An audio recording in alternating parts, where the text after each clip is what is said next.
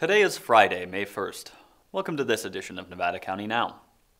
At the time of filming, there are no new cases of COVID-19 to report. Our total remains 41 laboratory confirmed cases, 29 in eastern Nevada County and 12 in western Nevada County. The total number of tests performed in the county also remains the same at 1,190. Nevada County Public Health has updated their dashboard once again, this time to display the number of recovered cases as well as the current active cases. They list 38 recovered and only 2 active cases currently. Good news and great information.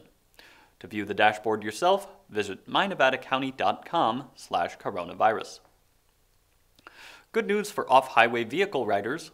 The Tahoe National Forest has announced that all motorized roads and trails across the Tahoe National Forest will be open today. Be aware that trash removal services are unavailable at this time and toilet facilities are still closed. They ask that you plan accordingly and pack out all trash and human waste.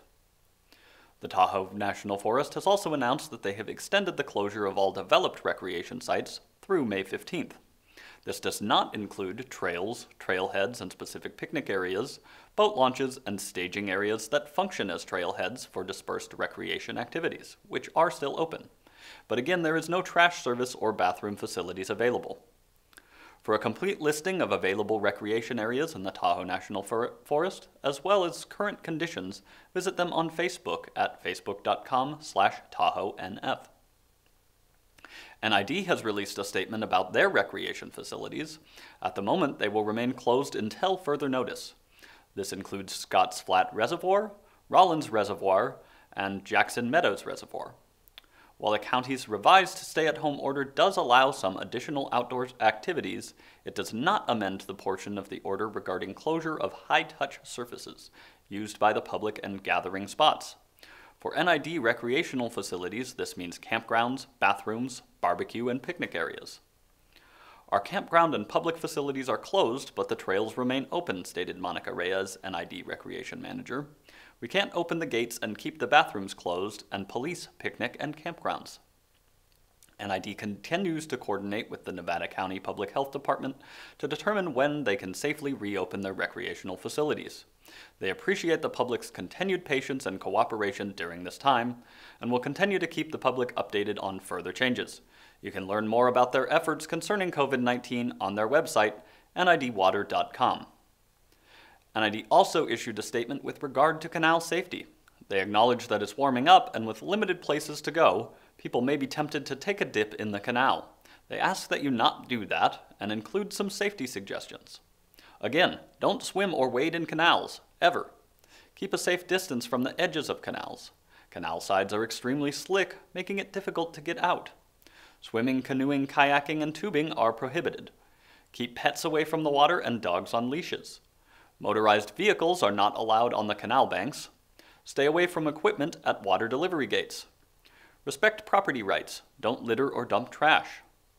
Never jump in to rescue pets, toys, or other objects. Call 911 if someone does fall in. Do not jump in to try to save them. Reach with a hand or an object, or throw them anything buoyant they can grab. Please be cautious and use good judgment around canals and ditches when recreating. Sierra College, which has already postponed commencement celebrations, has announced that next semester, fall 2020, they are planning for all possible classes to be done by remote instruction. They state that there are a number of reasons for this decision, but the primary goal is to keep students, faculty, staff, and community members safe. Making this decision early will allow them to better prepare for an online learning environment in the fall semester, and gives faculty more time to prepare to teach in that format. Additionally, with the potential for a resurgence of the virus in the fall, students will not have to worry about making an abrupt transition from on-ground to remote learning. They recognize that a small number of courses cannot be successfully transitioned to remote instruction, and are working with those departments to find alternatives, including hybrid offerings. On March 20th of this year, our county lost a dedicated community servant, Jerry Tassoni. We here at Nevada County Media, working with members of the community, are looking to tell the story of this tremendous man. We are encouraging people in the community, as well as afar, to contribute photos, videos, and stories. We will also be conducting virtual interviews to help share who Jerry was and all he did. For those wishing to contribute, please visit the Facebook page set up in his honor at facebook.com/The Gerard Tassoni Story. With farmers markets set to start this weekend, it's a great opportunity to think about our local food producers. I talked with Rachel Berry, the engagement director for Sierra Harvest, about their programs and how our local farmers are dealing with this situation. I am joined today by Rachel Berry, the engagement director for Sierra Harvest. Thanks for joining me today, Rachel. I'm happy to be here, Cole. Thank you. So how is Sierra Harvest holding up in this whole pandemic issue? It's inspired some change for the organization for sure. With social distancing measures in place, schools no longer in session, we've certainly changed our operations.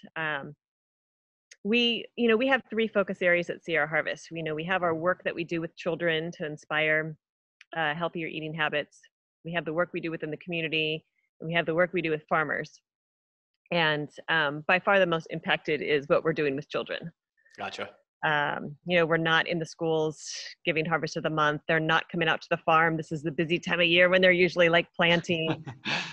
So that's sad. And we're missing that. But at the same time, our educational staff has shifted to do things that can better serve community needs right now. For example, at the Food Love Farm, we don't have the kids, so we're taking the opportunity to just grow as much food as we can for our community. That's something we can do. That's something that's going to be useful no matter, how soon or late social distancing measures change. Yeah, we're feeling good about that. That's amazing. That's awesome. Yeah. As far as our work within the community, the biggest shift we've seen there is, there's this huge demand now for our Sierra Gardens program. Where people want to grow more food in their backyards. So we're happy to be able to shift some of our resources from education to these backyard gardens so we can supply more. I think we're booked until June far. And another thing that has shifted in our community work is our annual plant sales. We created an online store so people can shop online and they can pick up their starts at the farm. And then we secured some funding so people who are in really financial hardship and can't afford starts, they can come and get some at either half price or full 100% discount. Wow, that's very cool too. I'm gonna have to check that out because it is garden planting time, as you say. I'm gonna have to get on that. It is, and there are more people, interested than ever in growing food, which I think is one of the silver linings that we're experiencing. Is people are becoming more aware of where their food is coming from and wanting to participate in it more. Yeah, absolutely. So that would then lead me back to the local farmers that you guys deal with so much. How are they being impacted by this whole situation? We've been in touch with a lot of our farmers, and I've been talking to our agricultural commissioner and other point people to see what's happening. And for the most part, we're faring in Nevada County a lot better than farmers and ranchers are in other places, especially with agriculture. Some of these headlines that we're seeing nationally are scary. Mm-hmm. But our Nevada County farms, we've got mostly small family farms. They have connections with the community. They sell direct to the community, and they're faring pretty well. The farmers that have a market where they sell directly to consumers, most of them are experiencing an increase in demand. So they're busier than ever, and they're happy to serve their community. We've got other farmers and ranchers who are used to selling a lot of their product to restaurants. Right. And, we know what's happening with restaurants right now, so they're struggling a little more. And, but they've been so creative in figuring out how to change what they're doing, change their packaging, put on these online stores, start moving forward with farm stands so they can really shift their sales to sell to community members. And for the most part, community members are super excited because people have gone into grocery stores and seen empty shelves. They hear about what's happening with like the, beef industry right now. Yeah. And they're super excited to be able to call up a local farmer or rancher and just get their food direct. That's amazing. I was concerned that they would be struggling more with, especially with farmers markets and whatnot not happening right now. I know they're going to be opening back up here in May. Is that right? The farmers markets, absolutely. This Yeah. May, the first weekend in May, Yeah. they're going to be opening up. Grass Valley Market now moved from the North Star to the Kmart parking lot, so that's a change.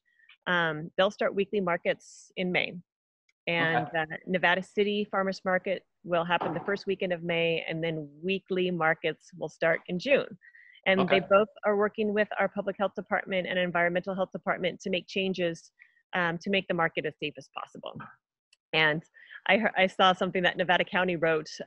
You know, they're imagining farmers markets are going to be a safer experience than going into a crowded grocery store. You know, it's open air. A lot of the offerings are going to be prepackaged now for people.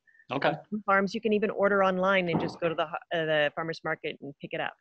Wow. So there's a lot of excitement for the opening That's of our great. farmers markets. Yeah, it's amazing how well everybody's been able to pivot in these uncertain times and be able to still be successful. That's great to hear.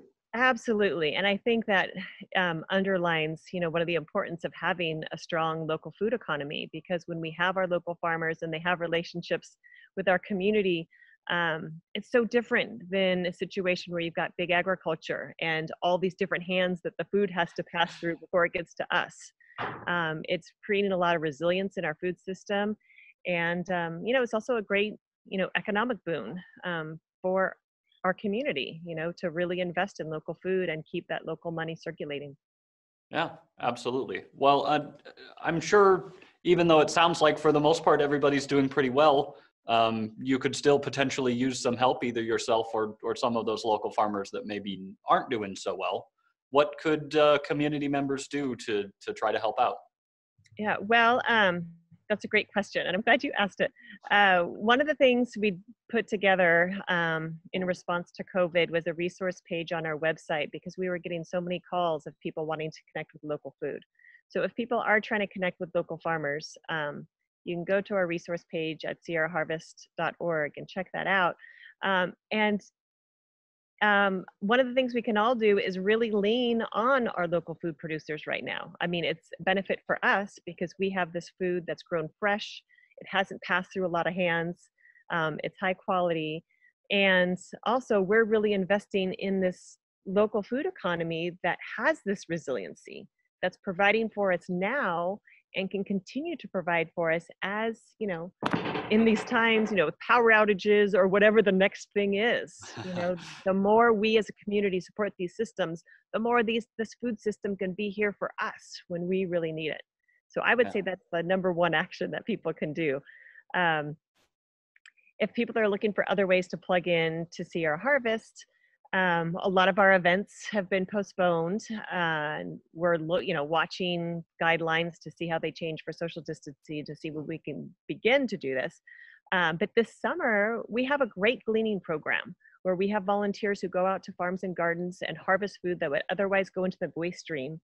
We deliver it to the Interfaith Food Ministries, and they can in turn share it with community members who are in need. And we know that there are more than ever right now with all the unemployment issues that have happened because of COVID. We are currently recruiting leaders for our gleaning program for people who want to lead these. We are carefully watching social distancing guidelines, and we won't start the program until we know we can do it safely. But it's a great way to plug in for some fun food and farm activities this summer for a good cause.